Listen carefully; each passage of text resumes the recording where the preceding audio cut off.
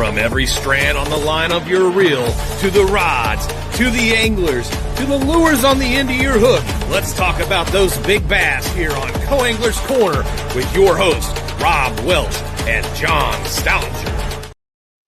Good evening, everybody. I'm John. Hi, y'all are. Cajun Rob here hanging out with you on a lovely Monday. Hey, we all survived, so one step closer to Friday. Yes, and I can't say that enough right now. It's been 1 week already, and it's only 2 days in. Oh, I understand, man. But, no, it's a good thing. We got both of us back tonight, so we're both feeling good and getting all straightened around. But it's not about us, guys. You know that. So tonight we have Grace Olsen. She's a high school standout bass angler from Illinois. Currently, like I said, she's in high school. She makes a significant impact on competitive fishing scene, securing 1 win and 8 top 5 finishes. Her impressive performance earned her a spot on the 2024 National High School All-American team. In 2024, she achieved a remarkable 13th place out of 273 boats at the High School National Championship. She also qualified to represent Team USA at the Youth B.A.S.S Tri-Nation Tournament in Zimbabwe, where the U.S. secured a 3rd place team finish. So let's welcome Grace to the show and talk to her and learn a little bit more about her. Hi. Hello. How's it going, Miss Grace? How you doing? I'm good. How are you? Doing all right. Doing all right. That's good. Yes. So if you don't mind telling us a little bit about this is the hard part of the show, about who you are and what got you into fishing and why you keep going. Okay. Well, I'm Grace Olsen. I'm a senior from Illinois. I currently fish Illinois B.A.S.S Nation, so like the local tournament series for our high school. I fish the Bassmaster Opens. I just started this year. But what got me into fishing, I started competitively fishing about my freshman year. I have 4 brothers, and I've watched all of them. 3 are older than me, and I've watched all of them. I watched their love for fishing, and that just always has inspired me. And I kind of always felt left out when I didn't fish. Like, I always fished ponds and stuff in grade school, but I never really had the interest of fishing tournaments or like going on the boat or doing any of that. So when I saw like the opportunities that fishing brought them throughout high school, I'm like, okay, I want to do this. And it was hard at first because my dad would always boat captain my 2 older brothers. And I always kind of just felt like, what the heck? Like, I want to fish these tournaments too. So freshman year, I got to fish 1 tournament and I instantly fell in love. I think that tournament we placed 2nd. I fished with Delaney Platt. She goes to Wabash with Bracy.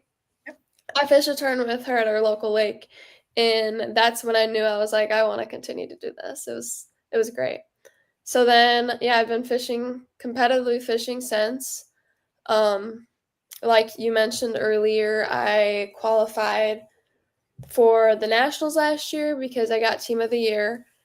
We had a great season last year, me and my partner from my high school. But this year, we actually split up, and I got a different partner that's a girl, and we've been fishing together now. But anyway, last year I went to Zimbabwe for the USA B.A.S.S team. That was an insane experience. But yeah, I plan to go to college next year and continue my career. I'm not 100% sure where I'm going at because of circumstances that happened. But I'm still trying to figure it out. Oh, yeah. Outstanding. You got a good plan. Good plan. So how was Zimbabwe? Zimbabwe there's so much from that trip. It's just like, I'm so grateful that I, got to experience it. I would consider the entire trip just very eye-opening. Like, not even really about the fishing, but just about like going and seeing a different country and how these kids live and how, they go on from day to day. And it just, honestly, it makes me so grateful for what we have here in the U.S. and like the opportunities that we have because you don't go over there and, you just walk down the street and you go to the store and you buy stuff. They didn't have stores there. Like, it was rare for them to have stores, except for like the really big cities, like where the airport was when we landed. But like, you would just see kids on like the side of the road setting up stands, selling food, and it was really sad. But they were the happiest people over there. They were so nice. I made some really awesome connections with the kids from Zimbabwe and the people that we fished with and against. I don't know if you guys know anything about the tournament, but like, there was 3 days of the tournament, and each day we got to fish with someone different. So like, the first day of the tournament, we got to fish with one of the Zimbabwe anglers, which was like, it was so cool to me, because my Zimbabwe angler from the first day, he was like the nicest guy ever, and he showed me how to like do all of these different techniques that I don't do here in Illinois, because the lake there that we fished, it was just all like matted. We basically punched the entire time. And lakes near me, we don't really have any mats that we can go out and punch at. And they were like deeper mats too, like 10 to 15 foot. We don't have that here. If we see a mat out by one of our lakes, we're throwing a frog over it. We don't punch. Yeah. So to, basically do that for a week straight and learn how to punch, and the angler being so kind to me and like showing me, better ways to do it and everything, that was awesome. And then the second day we fished with South Africa. That was also really cool. They were very nice. And then the third day we got to fish with one of our teammates on the USA B.A.S.S team, and seeing like how all the other guys fished and then bringing it all together as a team, that was amazing. We learned so much from that trip, built great connections, but the flights were terrible. I mean, it was over 30 hours of traveling. I don't know if have you guys been to a different country before and had to travel? Yep. Yeah, it's rough. How many connectors do you have to take? You remember? How many what? Connectors. How many stops you had to get there? On the way there, I think there was 2, or I think 2. We stopped in Ethiopia, and then we stopped somewhere else. I can't remember. But on the way back, not too bad. Yeah, I want to say there was also 2 on the way back. I know we stopped in why am I drawing a blank? I don't know. I'll think of it later. I can't. You're good. You're good. You're good. You're good. Yeah, it was like our first flight was, I think, 14 hours. And then we had a layover, and then it was another like 8 or something. Wow. But then with everything together, the bus ride when we got there to the resort, it was a lot. Oh yeah, I say you was wore out. Yeah, the crazy thing is I did not sleep once the entire time on the plane ride there. Not once. So I was awake for like more than 24 hours because I was freaked out. Like I couldn't, and the seats were very uncomfortable. Oh, yeah. So yeah. Yeah, that don't help. No. Mm-mm.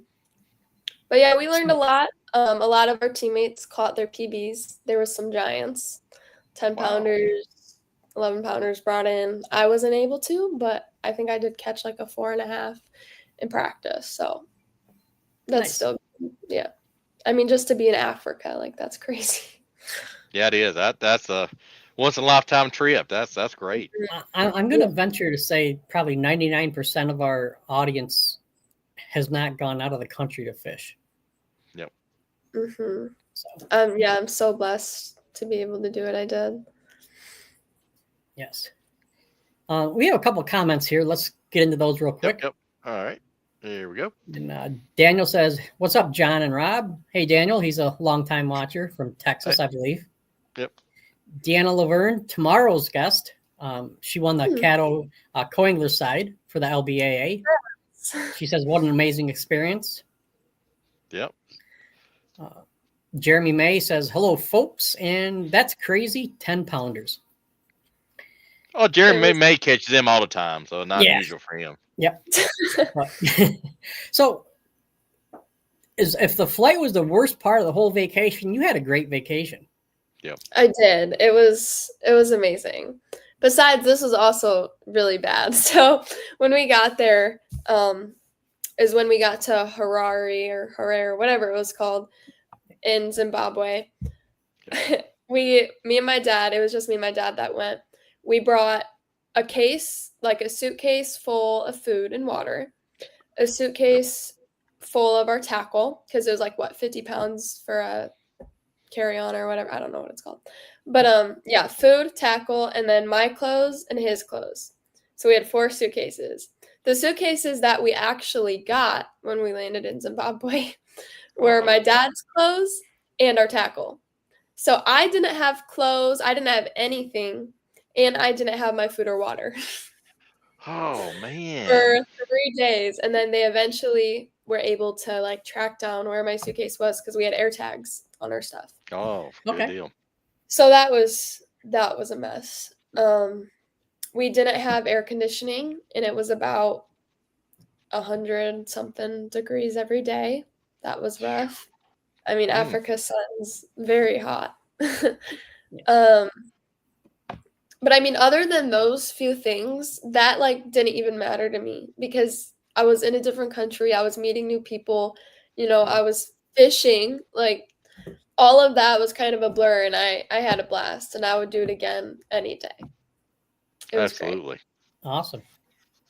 Mm-hmm. Something I wish I had done while I was overseas is fish. I mean, I was in Europe for almost 5 years, and wow.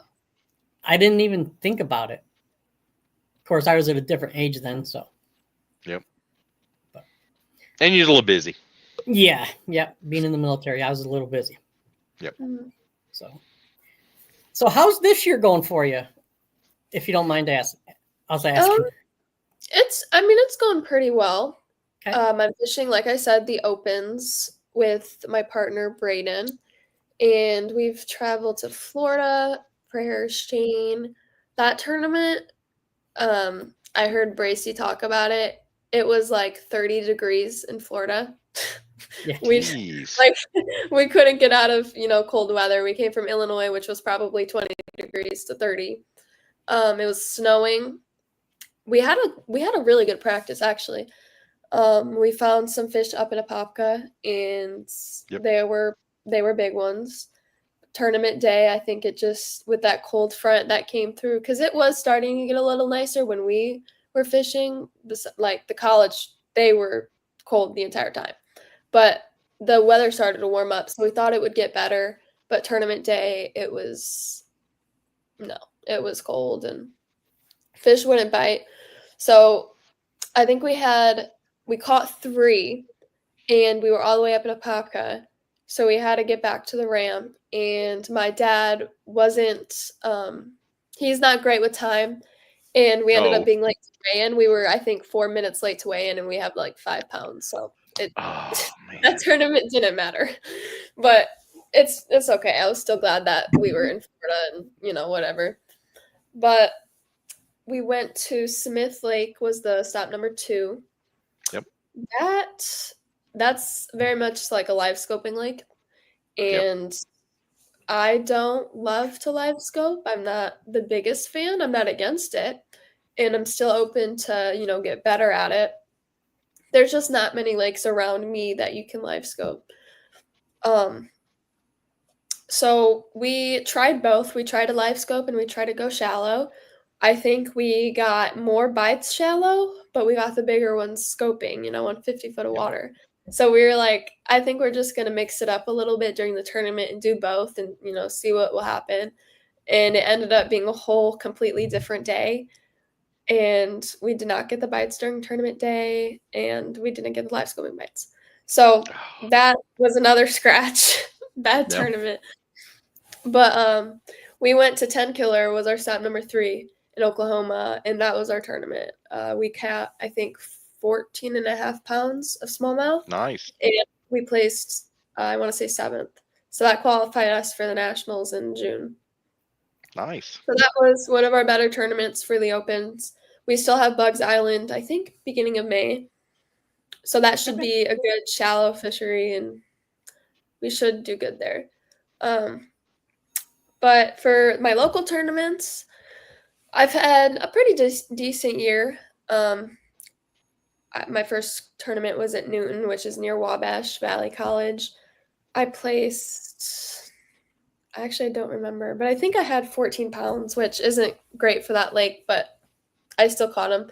And I'm fishing the rest of the season solo, which also kind of sucks because since I already qualified for nationals with a different partner, me and my partner for the local tournaments have to split up so she can qualify also.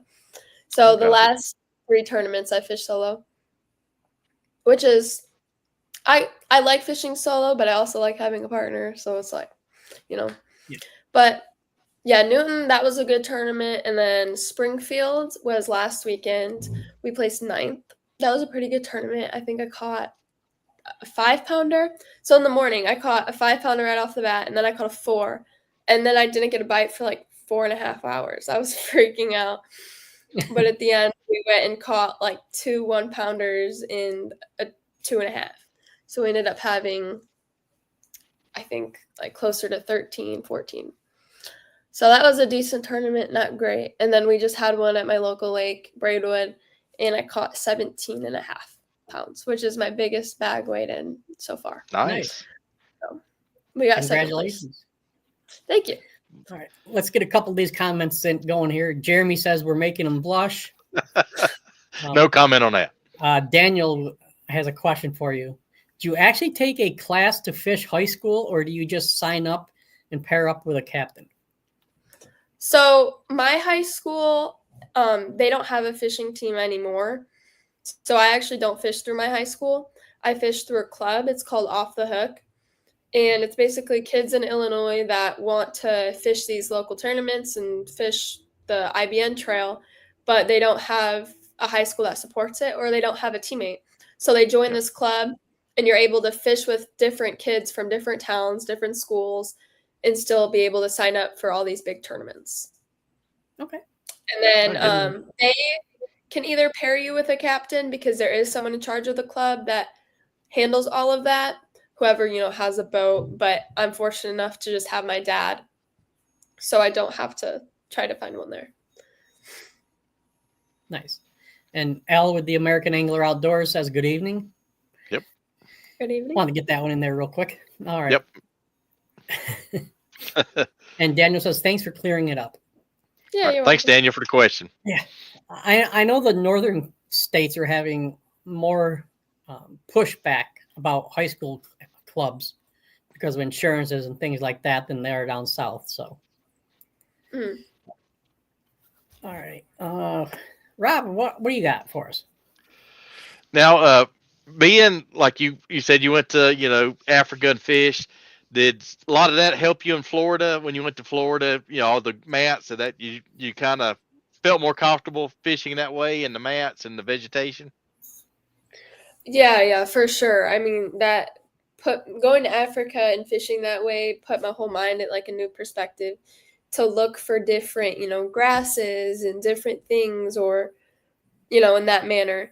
But in Florida, we didn't really fish any mats at all.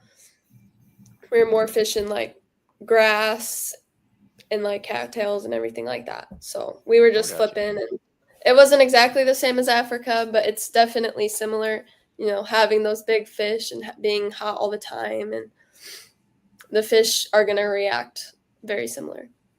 And they were Florida straight in Africa. So.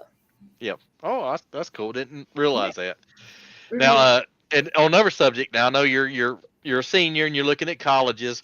Are you're looking at certain colleges for academics, or a little bit because their fishing team's good, or how do you approach in your college? I got a son in football, and I'm kind of going through that with him.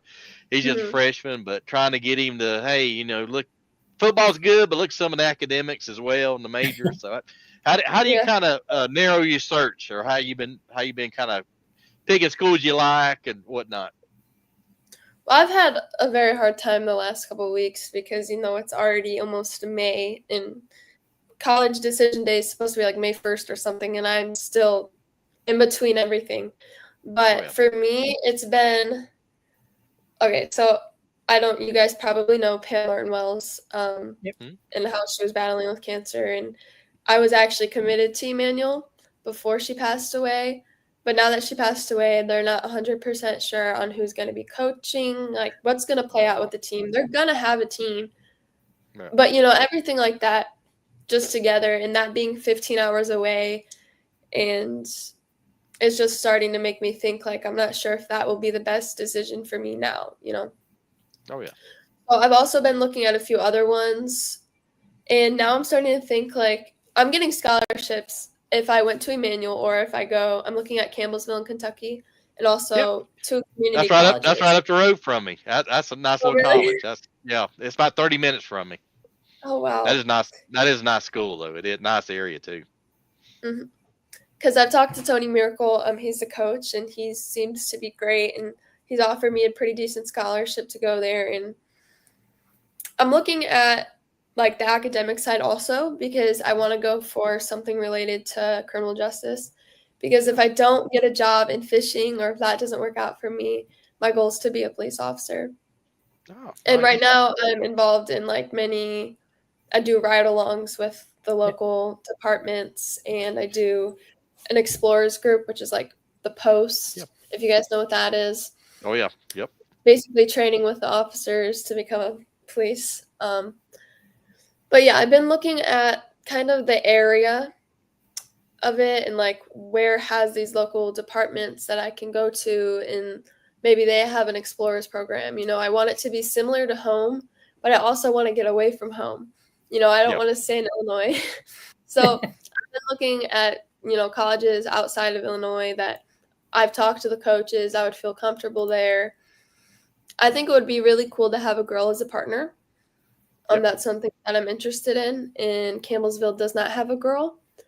So that's also, you know, setting me back. But I'm also looking at like the money side of it. You know, I don't want to come out of college just basically to fish to be so much in debt, because I'm paying for my college. So I've also been looking into like a community college, like Wabash or Murray State College in Oklahoma. So I'm also considering those.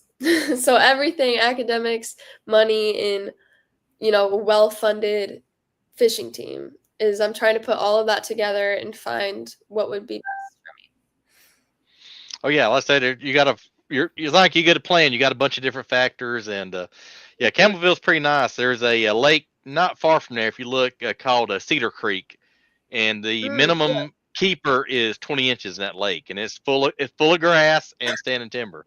One of my favorite. It's like right down the road from where I work at, so a little partial, but they got a good program, and I actually got a kayak fishing team there as well. I know the coach at the kayak team there, really good guy. That's awesome. But but great area. But you have you done your visit there yet, or are you gonna do an unofficial visit?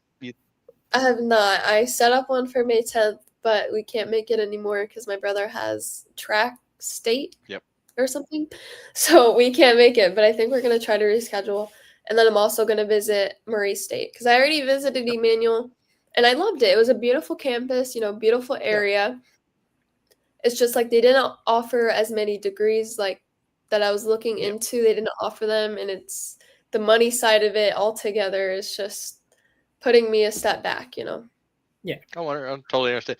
And whoever, I mean, God bless them. Whoever takes that program's got some huge shoes to fill. I mean, that's for sure. Yeah. All right, let's get a couple. Yeah, let's get a couple more of these comments rolling in. All right. Roy Widgeon with the American Kayak Anglers magazine says hello. How's it going, Roy? Roy became a game warden. I've thought of that. Yeah. I had not a bad gig. Travis Birch with the LBAA says, "What's up, Grace Olsen?" Hi, Travis. And he says, Angela Henson Mayo has a great college option. There you go. What college does she coach Here at? we go. Oh, there you go. Catawba Valley Community College. Yeah, I've heard that one. Where is that at? I don't know. Sure. I think it's in Carolinas, but don't quote me on that. I think it's Carolinas. All right. So you're not just an excellent athlete. I mean, you've gotten awards for other parts of your academics as well. You know, like you got the GAVC District Award. Oh, the for criminal director. justice. Yeah. Mhm. Yeah. So. Yeah, Yeah, that's right. Catawba Valley is in Hickory, North Carolina. So hey, I remembered something. That's pretty That would be area. a great area. Yeah. I'll have to look into that also. And it's a community college, so I'm sure it's going to be on the cheaper side as well. Oh yeah, definitely. Yes. Yep. Thank you, Travis. All right.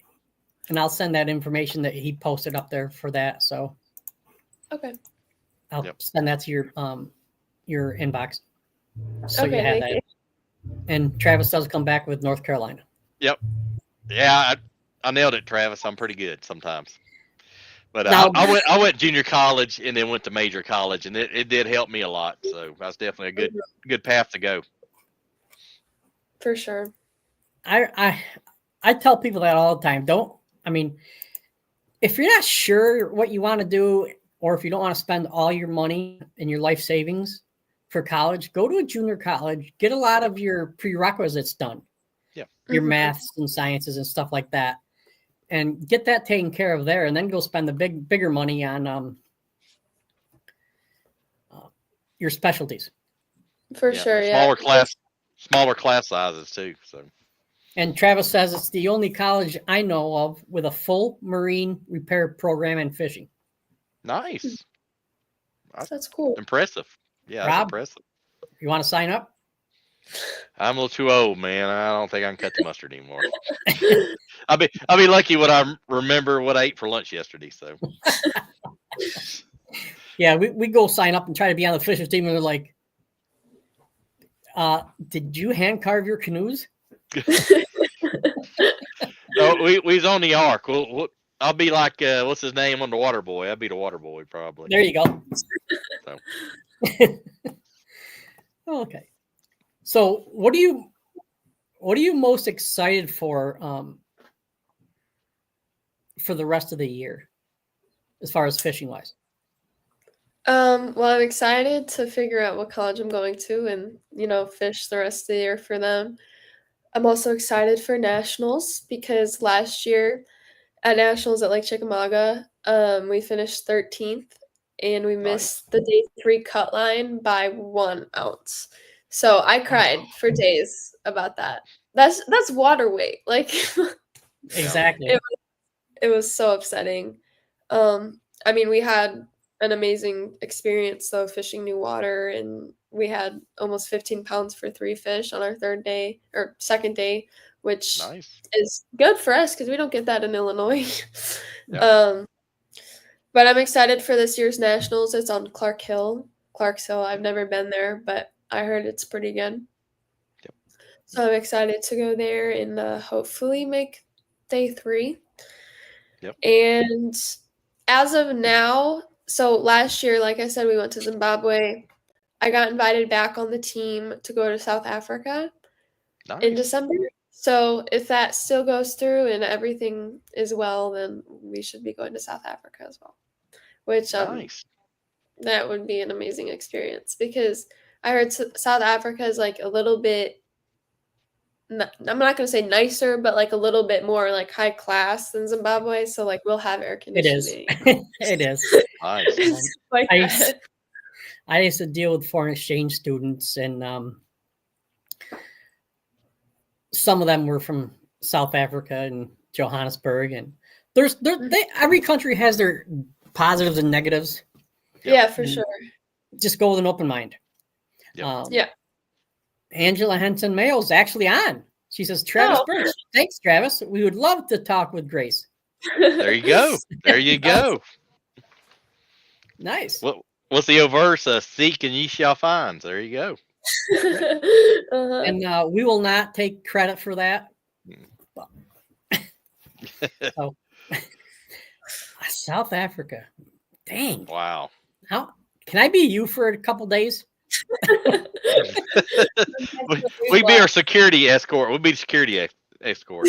Yeah. Well, I don't know how many people I'm going to stop unless I throw cookies. I don't either. Yeah, that's true. Just drop cookies off for them. No. So I'm not sure how the high school All-American is. Is that a grading system, or how do they do that? Do you know? So last year, I think they had around, Glenn said like 500 applicants. Basically, they like send out a form and you fill it out. You fill out like your best accomplishments, your like grades in school, community service. And I think a really big thing that they look at is the community service and how Yes. you're really helping the community and just being a good person overall. And I've had, because I'm in the National Honor Society through my high school, so we do tons of community service. And being an Explorers, that probably looked really good as well. Yeah. And I know a few other guys that got it. They really did the community service part, and they like that a lot, knowing that like we can be good kids and helping our community and also doing good in the fishing world. So, I mean, All-American was an amazing experience. We got to go to the Classic, got to be recognized on stage, which Nice. I never thought I would be on. And like during the weigh-in, you know how they like do the rolling out and the trucks and everything. Yep. I actually got to go inside the trucks and go out with them too and meet all of the pros backstage, and it was a great time. And then we did then we did a few things like at the expo, interviews, and like talking to some kids and stuff. So it was really fun. It was a really cool experience. Absolutely. Awesome. I didn't get that when I was in high school. No, I didn't either. Yeah, and Travis says to Andrew, I'll say Nina Burr is a great connection in South Africa. Oh. I sent that to you as well, Grace, so you don't have to try to remember it. So Yeah. I sent that to you. I don't remember that. Yep. Thank you. But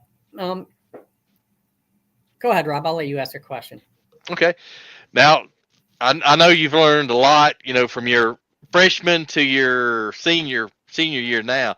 What do you think the biggest thing you've learned from your freshman year transition to your senior year? What's the biggest improvement you think as an angler you've made? I would say like on the mental side of it, just like don't let people get to your head. You know, everyone is going to have something bad to say about you. Everyone's going to talk bad about you. It's going to happen no matter who you are. Someone's going to have an opinion. And I've always really like let that bother me, and I always wanted to, you know, look good for everyone else and be this certain way. But if you just realize like just be yourself, like that's one thing I would say to young anglers, just be yourself and make your own way. And then people will like you if they like you. If they don't, who cares? That's one thing I would definitely give advice on young anglers that are looking to go into it. And on like the fishing side, I would just say I've learned to be open-minded and really take advice and get out fishing with as many people as you can and see how, you know, people fish this way and this way. So going to Africa really helped me, getting to fish with 5 different anglers, especially coming from a different country and different experiences. But I've learned patience. I've learned a little bit about live scope. I'm getting up there. You know, I don't like to do it, but fishing with people that do it and are really good at it and seeing that has helped me also, especially for college next year. But yeah, I've learned patience. I've learned how to, you know, break down lakes a little bit better, doing my research beforehand, watching YouTube videos before tournaments and everything like that. Yeah. It sounds like confidence too. I think your confidence has grown quite a bit, I'd say. Oh, yeah, for sure. My confidence, just basically letting that like fear of what people will think about me go. That's definitely built my confidence up a lot. Yeah. Oh yeah. And experience, like you said, I know like you said, some tournaments you'll have a bite, it'll be 4 or 5 hours between bites and not getting spun out and kind of keep focused and you know what you're doing and you know keep on track. So that's tough. For sure, yeah. I've had to go through that quite a few times during tournaments, just trying not to get frustrated and just thinking, you know, and praying to God, like, just please one more fish. And then minutes before we got to be in, I catch that last fish. I'm like, that's why it was all worth it. That's, it's all going to work out in the end. And if it doesn't, God has a bigger plan for you anyway. So I don't let those negative situations really affect me that much because I know that there's a bigger solution at the end. Absolutely. Good attitude to have. That's definitely spot on. What do you think some people would say if you rolled up and Trey McKinney was your captain? Your co-captain. Oh my gosh. Oh, we've actually talked about this a lot because there's some southern lakes that me and my dad just don't go to because they're 5 hours away, But that's where Trey McKinney lives, like around Carbondale, which is about 4.5 from us. And we're like, what if we just text him and see if he can captain one day? And everyone would have a fit and say that we were cheating and, hiring a guide. But that would be funny. That would be funny. I'll just be waving, do the beauty pageant wave. Yeah. Trisha Payne McGraw has a comment. She's co-owner of Fisher Apparel. She says, well said, young lady. Thank you. And yes, this is a Fisher jersey. Cool. And Rob has some pictures of him wearing a bathing suit. I'm getting my jerseys in production. Oh, I have it pretty soon. No, they quality work, great people, good pricing. Yep, absolutely, top notch. Yeah. So, is there a lake that you have not gone to that you want to? Really bad. There's a lot of lakes that I want to go to, but I would say Lake Fork. We were just, an hour from there when we were staying in Dallas, and we didn't bring our boat down, and I was so mad. I just wanted to go and, cast off the shore just to be able to say I fished Lake Fork. But I would really like to go there. I would really like to go somewhere north to smallmouth fish because there's smallmouth near us, but they're not, huge, and I really want to get that live scoping experience done. So somewhere along those lines, Lake Fork would be amazing, and anywhere in Texas where big fish are. Absolutely. Now there's an underrated lake right south of you, Del Hollow. It's a good smallmouth lake, and it's good for live scoping. So and beautiful lake, pretty lake. There might be a couple in New York that are pretty good for large smallmouth and live scope. Yeah. Oh, yeah. I've heard. And Mark Shea says, IBH Boys Bass Fishing YouTube channel showing some love. Hey, there you go. Thanks to them, Mark. Appreciate you, buddy. And Trisha says, come on up to Lake Erie. There's one of them. There might be some big smallmouth on Lake Erie. Could be. I've heard. Could be. That would be a blast. That would. Mm-hmm. And Trisha's good people, so. Oh, yeah, definitely. What's your favorite technique? I love to throw a spinnerbait. I love to flip a jig. I love to fish grass. I'm obviously a shallow fisherman. The lakes near me don't get, over 20 foot deep. Nope.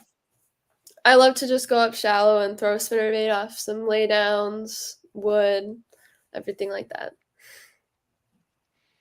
That's old school. That's how I started. I love spinnerbait. And people don't realize you spinnerbait, you can wake it near the surface. You can go fish it in the middle, and you can crawl it deep. I mean, it's versatile.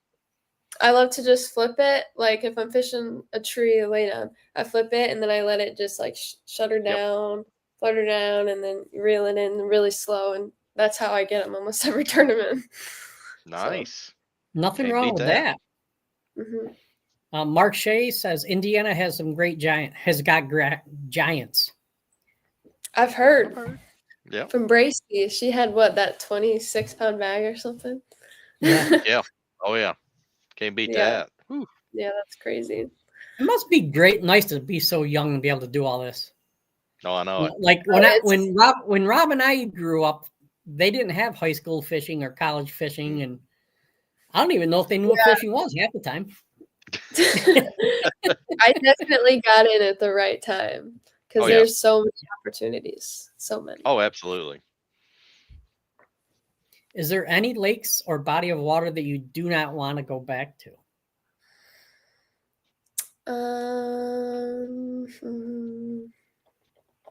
I would say this one lake in Illinois. It was my sophomore year. We got second at sectionals, so we went to state. It was at Lake Carlisle. Yep. We went 3 days without catching a bass. It Oh, was so jeez. bad.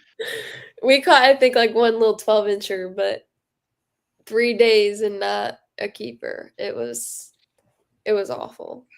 That's a So, grinder. That's what they call it. That's a grinder. yeah, I don't want to go back there. I don't blame you. I don't blame you. The second BASS Open I fished as a co-angler, I fished with a guy from Florida, and he was at the lake up here for 10 days, and he had caught, I think he said 2 bass. In 10 days? Yes. That's insane. Yeah. And Mark Shea says, check me out on Facebook. Nothing but amazing fish catches, daily profile. If you ever want to fish, let me know, and we'll slay them all around town. I'll film everything and throw you on my channel. Hey, here you go. Can't beat that. Yeah. And another one of our lady anglers, Latanya Blanding. Hey, y'all. Hi. She's in Georgia. She's in Georgia. She's probably still flying high over her Philadelphia Eagles winning the Super Bowl. I'm sure she is. She's still doing a victory dance, I'm sure. Yeah. So, what do you think is going to be the biggest obstacle for college fishing? I would say just fishing way bigger bodies of water. I've been to a few out of state, but I haven't been to as much as these college anglers have, and fishing against these kids that are just like insane. They're great at live scope and they've mastered that. And some of the college anglers fish the opens, and they have all this experience. They've been fishing since they were, they could remember. And, some of them are homeschooled. They get to fish every single day. And just having that more experience, I think, is something that I kind of lack. Because I just started fishing a few years ago really competitively and getting into it and trying to learn. So I think that will be a disadvantage for me. But I think once I get there and go out and fish with a lot of different people at these bigger lakes, I will gain that experience like them. But I think something that will be a challenge is live scoping. I will get better though. And just competing against those hammers. Yeah. Absolutely. Right. And yeah, she's still riding high. We'll figure. But Mark Shea says he's been crushing them on the white first-gen fishing chatterbait, copperhead chatterbait with white zoom fluke with a chartreuse tail. That's an awesome little chatterbait. Yeah, that's got BBs in the head. Yes, I've used it when it first come out, and it does sounds like a rattle trap coming through the water. That's a really good one. Yeah. So shh, be quiet. No, that is sweet. No. Yeah, I don't think I have any more questions. So Rob, you have fun. Okay. Now, going into college, I know it's going to be a lot bigger fields. What, like on your area, what is like the kind of the average number of boats or anglers in your field usually there? So right now I'm fishing the IVN series, and we pull about 40 to 60 boats. So not too big, but still a decent amount. Yeah. Last year I fished the ICAST series in Illinois. They were pulling 70 to 90. So last year it was a lot of fun, like placing high in those big tournaments, because that makes you feel good. Like, wow, I just won against 80 boats compared to, 50 to 60. But yeah, there's a few kids that fish alone, but mostly everyone has partners. So about 80 to 90 kids a tournament. That's not bad. I don't even I don't want to tell you how many it's down south we're averaging. About 250 boats. Wow. Yeah, it's insane how many. I mean, there's a lot of schools will have 10, 15, 20, 30 anglers, and 30 boats. So I know around Nashville, there's a couple schools that has like 30 boats. So pretty intense. Yeah. I mean, that was just like in our Illinois series, but when we go to the Opens, they pull about 200. So Yeah. pretty big field. Which is especially insane. for high school singles. Yeah. Yeah, we even have no Kentucky. We have some junior high teams now, so it's really we been do booming too. down here. Oh, do you? Okay, We only cool. have about like 4 to 5 junior teams, but they have a lot of fun. Oh yeah. Hey, get them started. Get them started. Get them on the right track. So I wish awesome. that I did that during grade school. Gets you out of hanging out with certain people or doing that.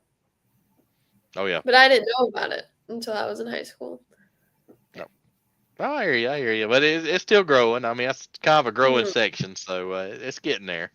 A little more interest, but yes, that's kind of like my son in football. He didn't start till he was a freshman. He's like, Dad, you should have made me play in middle school. I'm like, you didn't want to play. I can't push you out there on the field. What the heck, man? So, but he's doing good. He's doing good. Yeah, that's good. Yep. Anything else, boss man? Yeah. Now, what we've talked. Now, what has been your, I guess, craziest thing happen if maybe a boater's finally out the boat, or you had a storm come up and surprise you? What has been the weirdest thing that's happened to you on the water?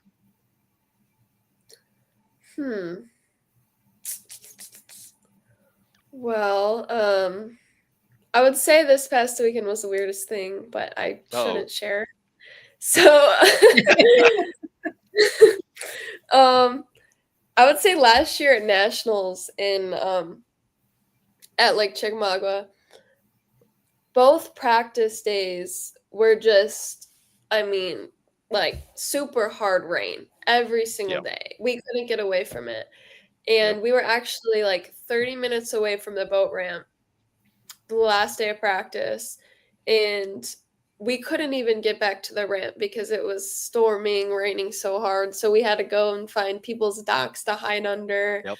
And it was like the temperature dropped really low to probably like 40 to 50s because it was like 80 degrees that day. So I was in a tank top and shorts, and I didn't expect rain.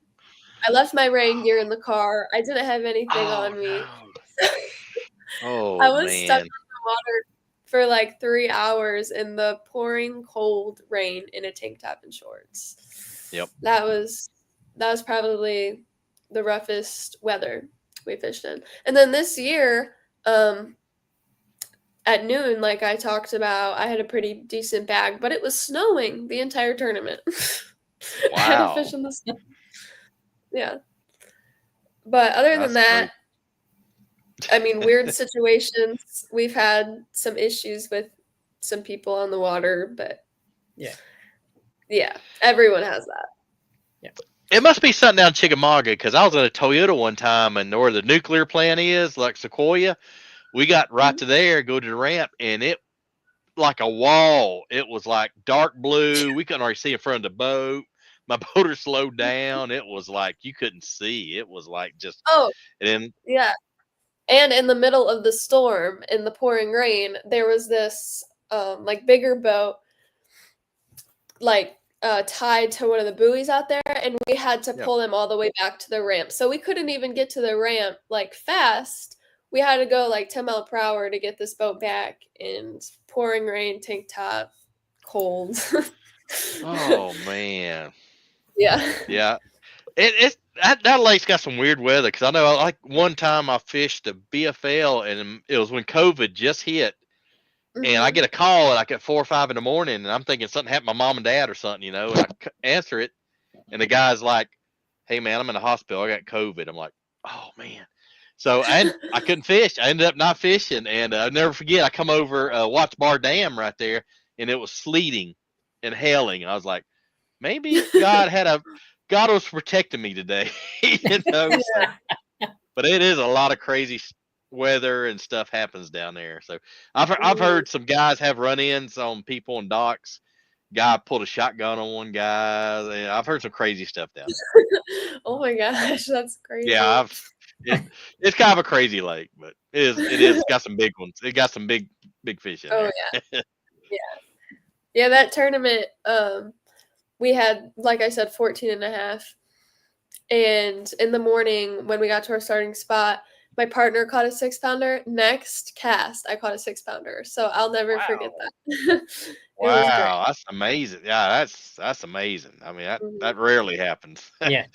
Mhm. But yeah, talking about crazy thing. I think the craziest thing I had happen. I was on Cumberland, which is in Kentucky, and I had a young guy. I was a co-angler, of course, and I launch him out, and everything's going good. His bilge is going crazy. I'm like, man, I forgot.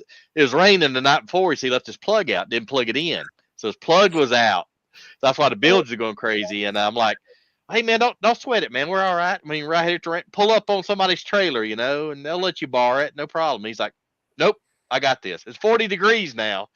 Strips down to his underwear and says, grab my ankles. I'm like, huh? I'm holding this kid by the ankles, and he's scuba diving, putting the plug in. I'm sitting here going, this is not going to end well. But he got it in, and I got him back up. He started kicking his legs. I got him back up. But luckily, he wasn't like 120 pounds. So that's my story. Yeah, that's my story.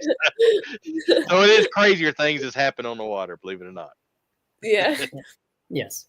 So, Grace, we're we're 50 minutes, a little over 50 minutes in. And surprisingly, it's gone so quickly, and as it usually does. I shouldn't say surprisingly. So we want to give you time to talk about sponsors, people who helped you along the way, and just give you the floor and let you talk about whatever. Okay, so I don't have very many big sponsors yet. I'm still trying to grow my social media and get a lot more, but I do have like local people that have helped me. And obviously fishing is very expensive, so you need those, support, communities and companies to support you, to keep you going, especially fishing high school where, my high school's not paying for anything. It's coming out of our pockets. So few local companies, like Dibble Trucking, and I have a jersey that says them all. There's a lot because my Africa trip, I posted like a GoFundMe, and a lot of people in my town and people that are close to me and on Facebook have donated. So thank you to everyone who donated to that. My Grundy County Explorers program, they also donated for me to go there. And yeah, sponsors definitely help.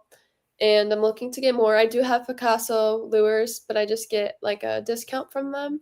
And I use their lures anyway before I got their sponsorship. So I'm grateful for that anyway. But yeah, that's really about it. Okay, good deal. But yeah, that's the correct young anglers. You need to pay attention. This young lady was using the lures, liked them, and then approached them. That's how you get it done. Mm-hmm. It's amazing to me how many adults as well as youth anglers will reach out to a company before they even heard anything of the product. Yeah. Yeah. I wouldn't be able to do that. Like, how are you gonna tell me how good something is if you've never tried it? Exactly. Yeah, exactly. Yeah. Yep. We've used Picasso for years. Yep. So. Nice. Now, another thing I noticed, you got a good Instagram now. For people like me and John, we're still trying to learn Instagram a little bit. What is some good tips for Instagram? I know you're really good on your Instagram and really been growing it. So what's some quick tips on Instagram, how to grow your channel on Instagram? I would say just post about every tournament you fish. That's what I do. I mean, every single tournament I'm posting, even if it's a bad tournament, maybe some people can still learn from it or like see, okay, like not everyone's going to do good every tournament, So post about it. And I would say like give a little description of the tournament, the weather, something like that. That's what I like to do. I like to post on my story a lot, Bible verses and, sunsets and stuff like that. But like keep it professional, and yeah, that's how I do my Instagram. I post a lot.